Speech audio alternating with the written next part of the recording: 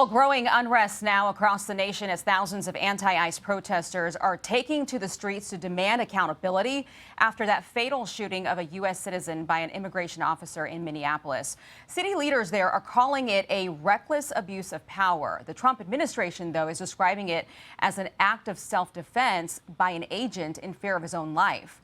And now, new cell phone video from the agent's perspective is showing all of us and helping investigators piece together the moments that led up to that tragic shooting. You can see the agent approach the vehicle there of 37-year-old Renee Good. She's in the driver's seat. She then looks towards him after refusing orders from a law enforcement officer to get out of the vehicle. Next, we see her turn the wheel to the right and then pull forward. And that is when the camera jolts towards the sky and the agent fires shots. Joining me now with insight and analysis are the co-hosts of the Ruthless podcast, Comfortably Smug, are you comfortable all the way down there? Always. Can you hear me? Loud and clear. Okay, good. John Ashbrook, Michael Duncan, and Minnesota native Josh Holmes. And because of that, Josh, I will come to you first because you have to explain to all of us what is happening in Minnesota. We're watching all of these pictures now. Matt Finn is showing us these pictures of protesters, if you want to call them that. They're going to hotels looking for ICE agents, banging on the windows and doors. I mean, things are devolving day by day, and it doesn't seem like any of the officials in the state or the city are doing anything about it. I think you put your finger on it right there. This is the predictable result of a profound failure of leadership by a progressive governor, progressive mayor, progressive city council that is lawless, basically. You got to remember, vast majority of Minnesotans are taking their kids to hockey practice today, looking at the pictures of what's happening in downtown Minneapolis, wondering who in the heck those people are, because they don't encounter these folks on a day-to-day basis whatsoever. But ICE is only there because this governor presided around an $8 billion fraud, right? They have absolute lawless immigration policies, and they've just decided to speak freely about their unwillingness to enforce the law on that front whatsoever. And then they try to just gin up this public outrage, which in my mind, seeing what these pictures look like, it looks like all paid protesters to me. I mean, this is a very, very well organized outfit the vast majority of Minnesotans can't identify with whatsoever. Well, let's talk about that because Laura Ingraham, did you see this clip from Laura Ingraham? Yeah. Let's play it for the audience because it's unbelievable. It's one of the first things I would have done if I was on the ground. I would have gone up to these protesters and asked them, why aren't you at work? And that's exactly what Laura did. Watch what happened next. Shame! Shame! Do you have a job? Do you have a job? Shame! Shame! I'm getting paid right now! It's incredible. I'm getting paid right now. Paid by who? That's the follow-up. Michael, we got that new video this week that shows us a totally different perspective, right? And we wanted to wait for that because the investigation is just getting underway. The first videos, I mean, people were just seeing two completely different things. This one is a little bit different. This is what Benny Thompson, he's the ranking member of the House Homeland Security Committee.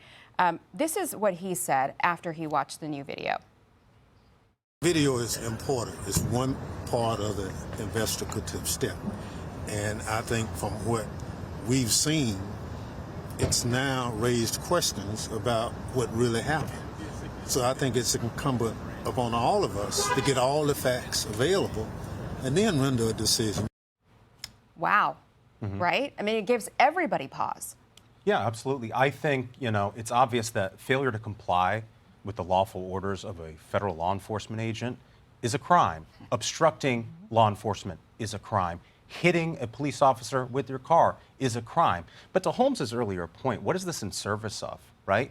I think it's in service of covering up a larger crime, which is the fraud, the rampant fraud that Tim Walz and Jacob Fry have orchestrated here with these Somali daycares and home health care.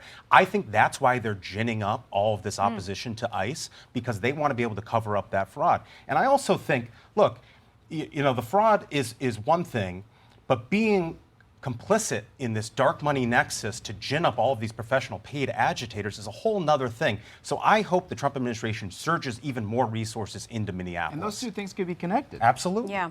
I'm wondering about, obviously, the Assistant Attorney General. We're waiting to see who that name is that gets sent over to the Senate for confirmation.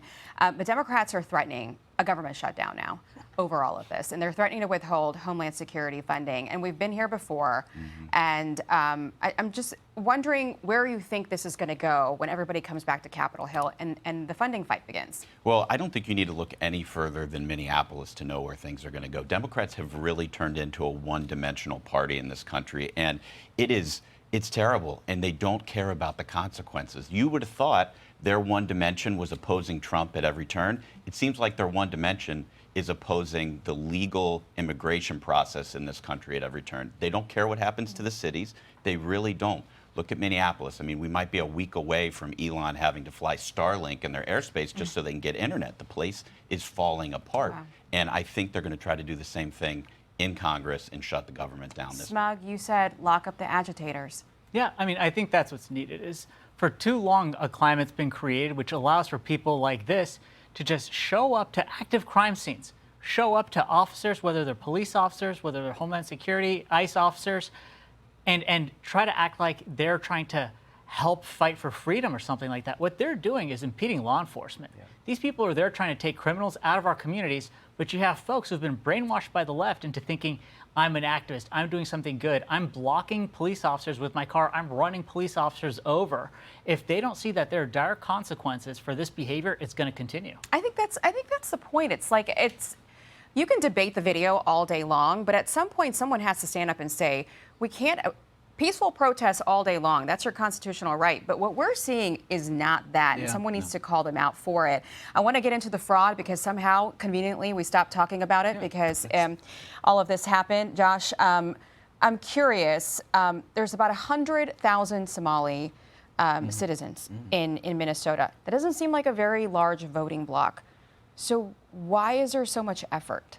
Well, it's a decisive voting bloc when you consider the slip that Democrats have had statewide in Minnesota. It's been a blue state for as long as any of us can remember, but they used to have a codlock on rural Minnesota, particularly up north in the Iron Range, where there was a ton of Democratic votes. In fact, I think Walter Mondale back in 1984 had something like 110% turnout for him up in that in order to defeat Reagan and take the one state away from Ronald Reagan in that.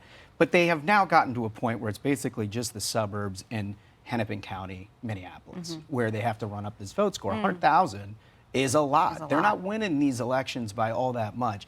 And back to the point I was making, the vast majority of Minnesotans are looking at this wondering what the heck this is all about. I think we need to hear that. Yeah. Because everybody's looking at this thinking everybody in the state is like this. Well, Walz has proclaimed himself as a spokesperson on the behalf of Minnesotans, where he's saying, like, we're going to stop the Trump administration. The vast majority of people, including like 48% of people who voted for Trump, are looking at him like, what the heck, what are you talking about? And it tells you how much the Democratic coalition has changed. To your point, they used to be able to rely on farm labor in Minnesota, right? Working class people.